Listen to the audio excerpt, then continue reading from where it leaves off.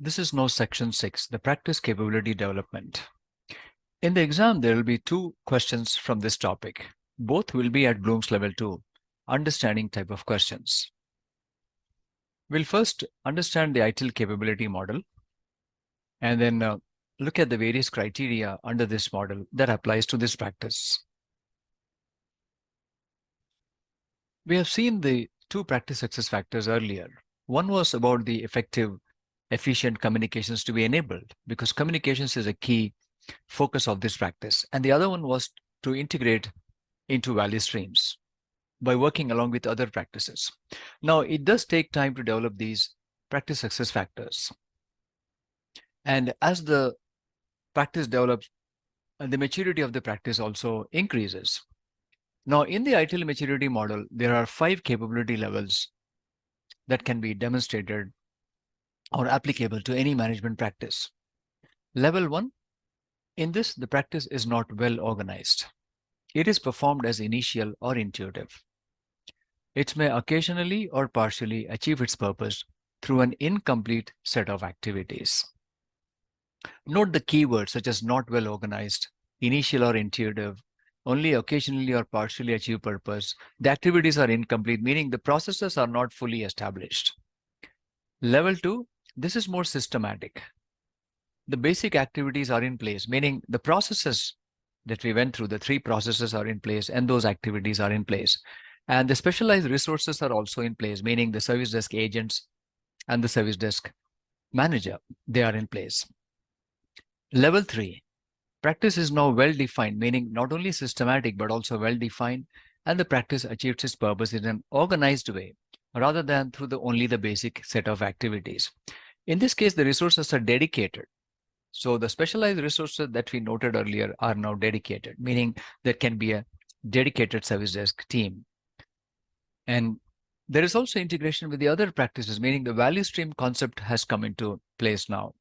There is also integration of suppliers, integration of information from various sources into an integrated information system. So level 3 is mainly about integration, organized way of working, dedicated resources, whereas level 2, systematic way of working, basic activities in place, specialized resources. Level 1, initial, intuitive, not well organized, purpose only partially, occasionally achieved, and the activities are incomplete. Level 4 is the next level. In this, the purpose is achieved in a highly organized way, not just organized way.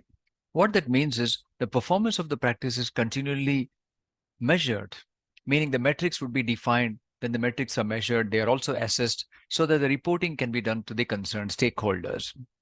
Level 5 is the highest level in which the practice is reviewed periodically and the improvements are made based on the findings from the review, which means continual improvement of the practice is happening now.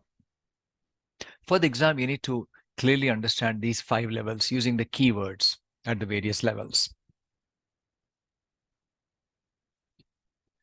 Now, every practice has certain criteria. Now, at the very beginning, ITIL 4 has 34 management practices or capabilities. In every practice, there are certain practice success factors. While we have 2 PSFs or success factors here for this practice, some of them could have 3 or 4 as well. These are required for the practice to fulfill its purpose. Now, for each of the PSF, there are certain capability criteria. These capability criteria come in from the 4 dimensions of service management. And these criteria map to different levels that we understood earlier, the levels 1, 2, 3, 4, and 5. More important, level 2, 3, 4, and 5, because the actual maturity begins from level 2 only.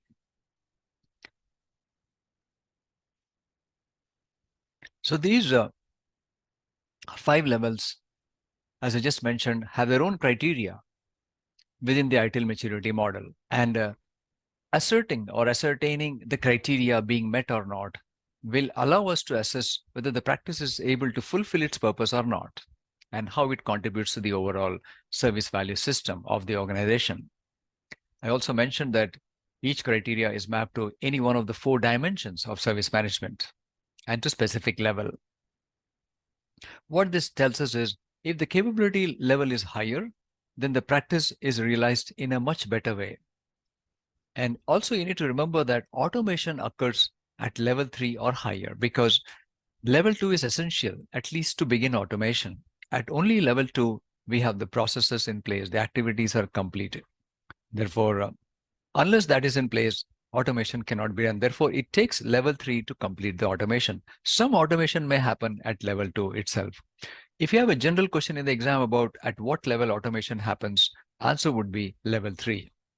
Whereas every practice has its own answer as to at what level automation can start. Is it level 2 or level 3 only? And we will see the same for this practice a little later. Now we have some tables coming up. We have actually 2 sets of tables, one for each PSF.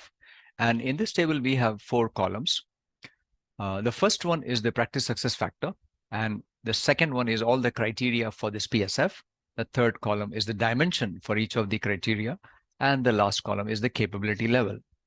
I would put a lot of emphasis on the need to remember the criteria against each PSF and also the dimensions. I wouldn't put too much emphasis on the capability level because you already have the understanding of the 5 levels now. Now, this PSF is about enabling and continually improving effective, efficient, and convenient communications between the service provider and its users, meaning it's all about the communications in this practice or facilitated by this practice, which means the criteria will be very much relevant to this PSF, such as the channels of communications are established for the users to contact the service provider.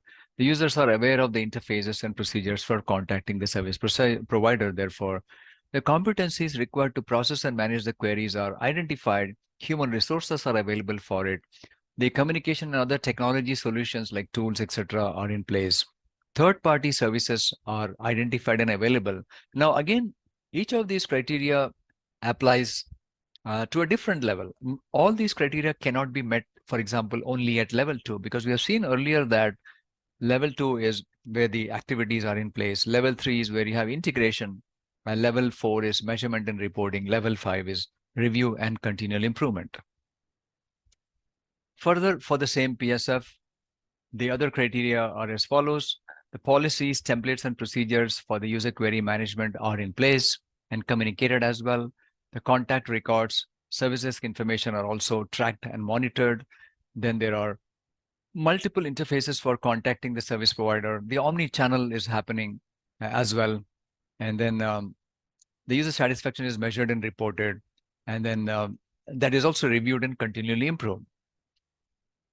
Now, in the exam, you may have questions as per the sample paper. I'm mentioning this, that there may be a question which asks you to map a PSF to a criteria or a criteria to a PSF. For example, you may have 4 options, which are the different criteria, and then which one of them maps to a specific PSF. On the other hand, you may be given a criteria and then you have to identify which PSF it is related to. Therefore, sort of remembering this will be very useful.